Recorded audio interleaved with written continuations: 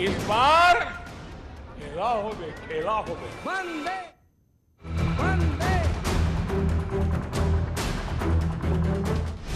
बंगाल में मोदी का mega show, Bharat माता की। कन्याकुमारी में अमित शाह का रोड शो,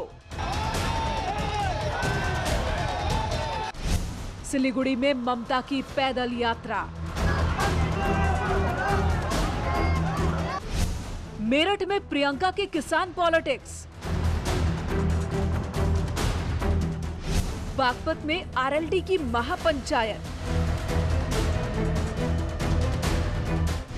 बंगाल से यूपी तक वोट बैंक की सियासत,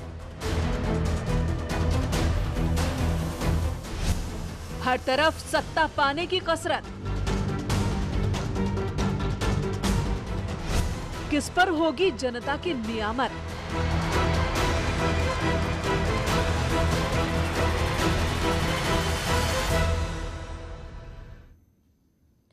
तो बंगाल में चुनावी बिगुल बजने के बाद बयानबाजी का दौर परवान चढ़ चुका है। सियासत अब वोट बैंक को साधने के साथ साथ वार पलटवार तक जा पहुंची है।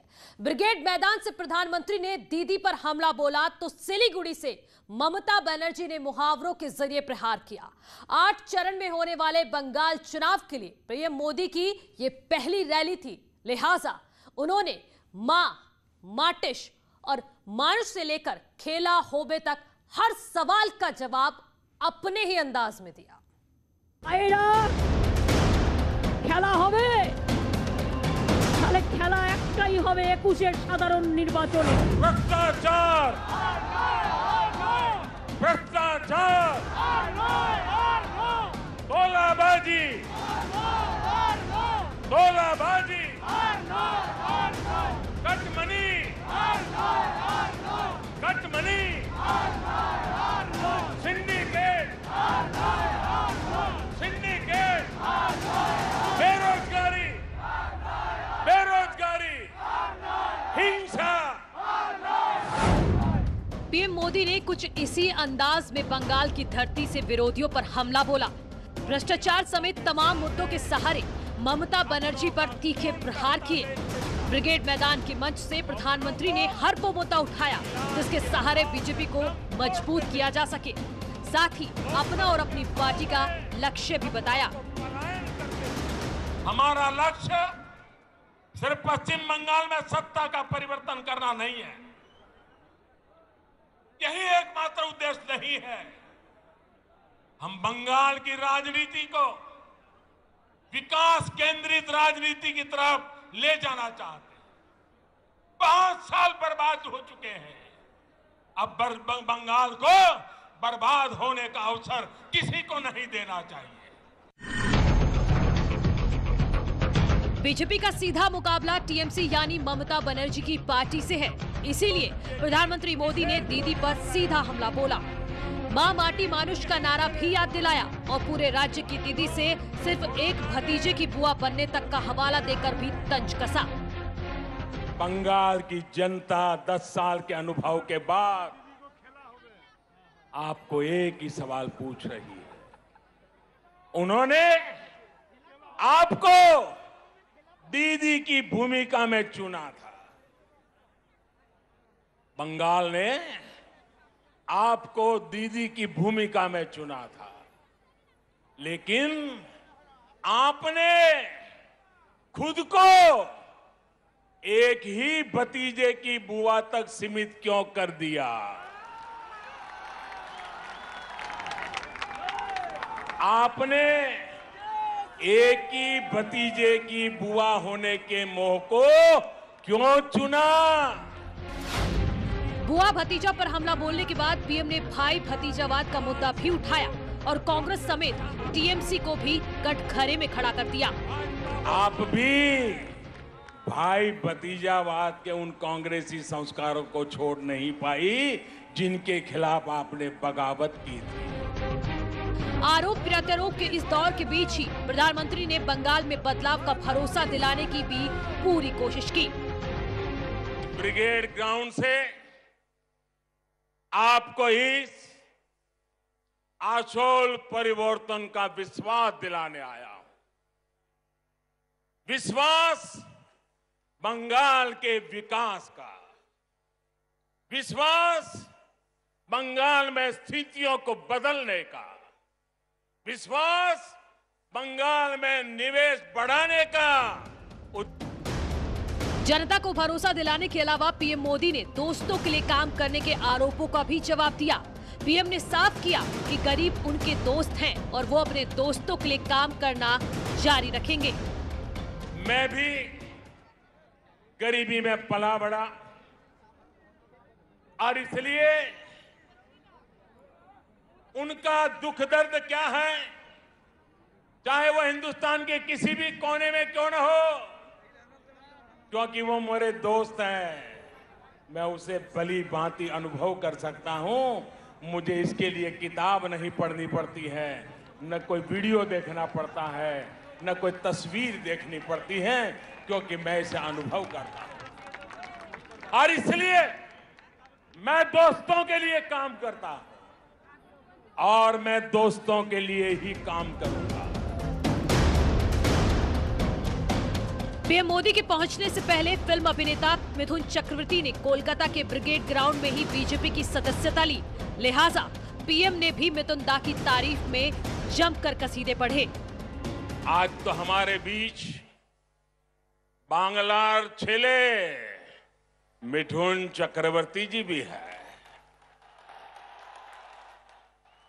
उनकी जीवन गाथा संघर्ष और सफलता के अद्भुत उदाहरणों से भरी हुई है। चुनावी तारीखों के ऐलान के बाद से ही बंगाल में जुबानी जंग हावी है और अब प्रधानमंत्री मोदी ने भी हमलावर रुख अपनाकर टीएमसी के नारों पर पलटवार किया है।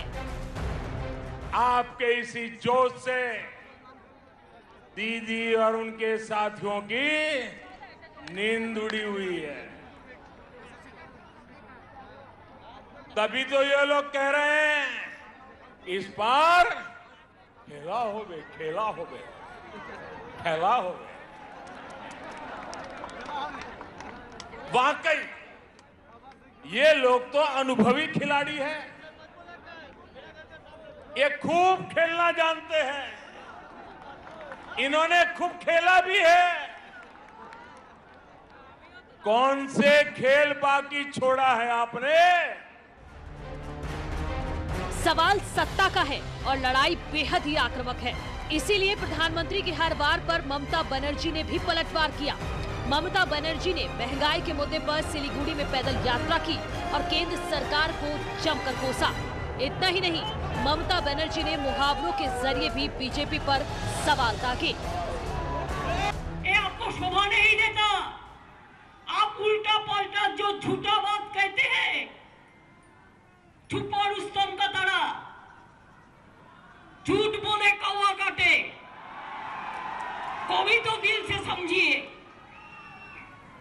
একটা প্রধানমন্ত্রী চেয়ার কখনো মিথ্যে কথা বলে না, এটা কোনোদিন ছিল না। चुनाव का संग्राम अब जुबानी जंग में बदल गया है। जैसे जैसे वोटिंग की तारीख नजदीक आएगी, ये लड़ाई और भी दिलचस्प होती जाएगी। अब देखना होगा कि इस बार बंगाल की जनता किसका खेला करती है। Bureau report, news 18। बंगाल में चुनाव हो रहे हैं, लेकिन उत्तर प्रदेश में चुनाव से एक साल पहले ही सियासी जमीन तलाशने का सिलसिला शुरू हो गया है। मौजूदा दौर में देश के सबसे बड़े राज्य की राजनीति किसानों के चारों ओर घूम रही है। लिहाजा कांग्रेस भी सत्ता पाने के लिए किसानों का ही सहारा ले रही है, जबकि बीजेपी ने इतिहास याद दिलाकर कांग्रेस को जमकर कोसा है।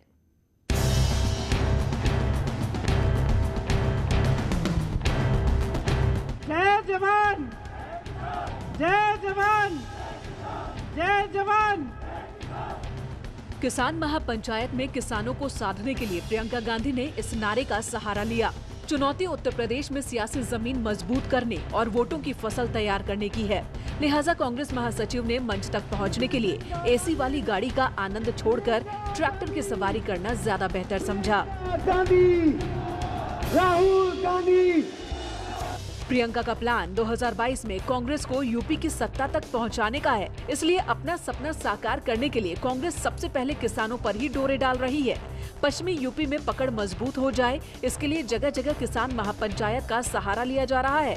मेरठ के कैली गांव में भी प्रियंका गांधी किसानों के बीच पहुंची और इतिहास बताकर भविष्य का रोड मैप तैयार करने में जुट गई। ये मेरठ की धरती है। यहाँ से स्वतंत्रता संग्राम का पहला विद्रोह शुरू हुआ। यहीं से हमारी आजादी की लड़ाई शुरू हुई। उस आजादी की लड़ाई में कौन शामिल था?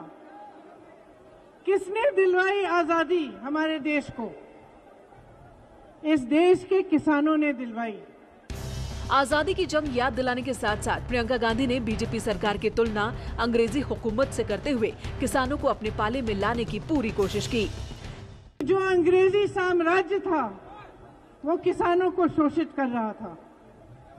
अंग्रेजी कंपनी के लिए लगान वसूल की जाती थी और जो किसान की मेहनत थी उसकी कमाई उसको मिल नहीं पाती थी। आज इसी तरह से भाजपा की सरकार भी किसानों का शोषण कर रही है। यूपी में पस्त हो चुकी कांग्रेस में जान फूंकने के लिए प्रियंका गांधी ने किसान आंदोलन के 100 दिन का जिक्र किया और सरकार की बेरुखी का सवाल उठाकर प्रधानमंत्री पर निशाना साधा। आज अगर किसान लाखों की तादाद में दिल्ली के बॉर्डर में बैठा है तो क्या इस देश के प्रधानमंत्री जी, इस देश की सरकार को उसका आदर नहीं करना चाहिए? क्या वो उस लायक भी नहीं है कि आप जाकर उनसे मिलिए? किसानों के सहारे कांग्रेस यूपी में कितनी मजबूत होगी ये कहना तो मुश्किल है, लेकिन प्रियंका गांधी ने मेरठ में राहुल गांधी जैसा बयान देकर लोगों के बीच तारीफ बटोरने की कोशिश जरूर की। हम हमारे दो मित्र हैं और 2 लोग सरकार चला रहे हैं।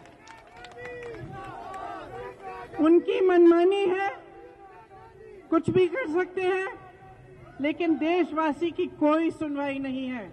आज ये परिस्थिति है। आज किसान पर हर तरफ से वार है। जुमलों के जरिए जनता का दिल जीतने की प्रियंका की कोशिश यहीं पर थमी नहीं। उन्होंने गन्ना बकाया को लेकर भी सरकार की नीयत पर सवाल उठाए।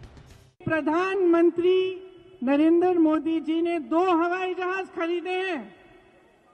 2 हवाई जहाजों की कीमत 16,000 करोड़ रुपए है। आपका बकाया पूरे देश भर के गन्ने का बकाया 15,000 करोड़ रुपए है। 2,000 करोड़ दो हवाई जहाजों में 16,000 करोड़ रुपए खर्चे, आपका बकाया 15,000 करोड़। संसद के सुंदरीकरण के लिए 20,000 करोड़ रुपए अलग कर रखे हैं, लेकिन आपका बकाया नहीं मिल रहा है। कहते हैं आपके बकाये के लिए पैसा नहीं है।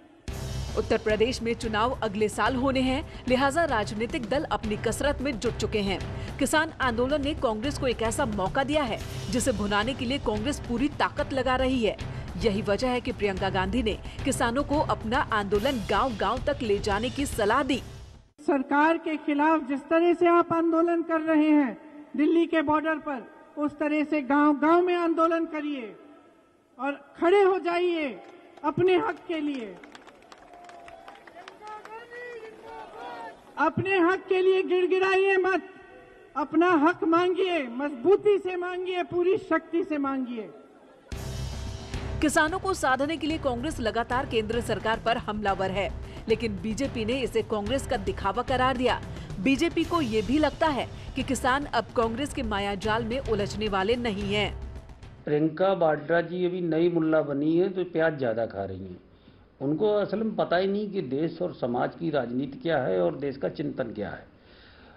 आज जो किसानों की दुरावस्था और जो उनके साथ अपमान हुआ है, जो भी पीड़ा से गुजर रहे हैं, उसके लिए अगर कोई जिम्मेदार है तो एकमात्र कांग्रेस पार्टी, नेहरू गांधी खानदान जिम्मेदार है।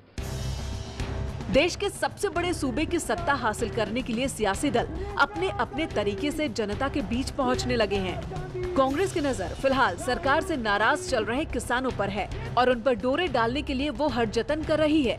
जिससे फायदा मिल सके। अब देखना होगा कि महापंचायत, रैलियों और बयानों के जरिए कांग्रेस अपने पाले में कितने किसानों को ला पाती है और साल 2022 में उसकी सियासी सेहत पर इसका क्या असर होता है। न्यूज़ 18 के लिए मेरठ से उमेश श्रीवास्तव की रिपोर्ट।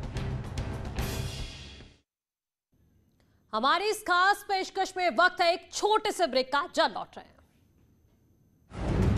इस बार खेला हो गए। एक बार फिर आप सभी का स्वागत है। किसान आंदोलन के सहारे तमाम विपक्षी दल बीजेपी को घेरने में जुटे हैं। यूपी में अपनी सियासी पकड़ खो चुकी आरएलडी के लिए भी किसान आंदोलन संजीवनी साबित हुआ है। लिहाजा जयंत चौधरी अब महापंचायतों के जरिए किसानों को साधने की कसरत कर रहे हैं। बागपत में किसान पंचायत के जरिए जयंत चौधरी ने मोदी सरकार पर निशाना साधा और किसानों से बीजेपी पर वोट की चोट करने की अपील की। सरकार पर जयंत चौधरी ने किसानों की अनदेखी का आरोप भी लगाया और तीनों कृषि कानूनों को पूंजीपतियों का हितैषी बताकर इन्हें वापस लेने की मांग भी की।